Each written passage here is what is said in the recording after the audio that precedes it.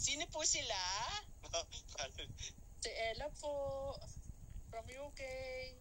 Hi, Ma'am Ayan, Ella. si Ma'am Ella. Hello po, Ma'am Ella. Welcome to the Team Big 3. So, pwede po ba Salamat namin po. kayo ma-interview? Okay naman po. Meron lang po kami itatanong, PP. Ano po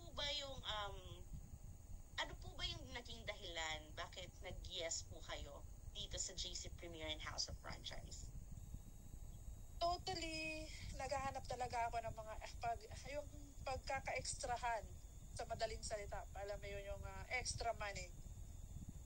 Hindi kasi ako natitigil sa isang na walang pagkaka-extrahan. Meron ng iba, pero I need more.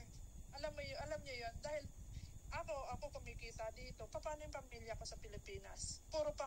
Ako lang po ang sumusuporta sa Pilipinas. Sa magulang ko, sa mga kapatid ko, at sa mga dati ako din tumulong din ako sa mga pagpapaaral ng mga pamangking ko, ganun.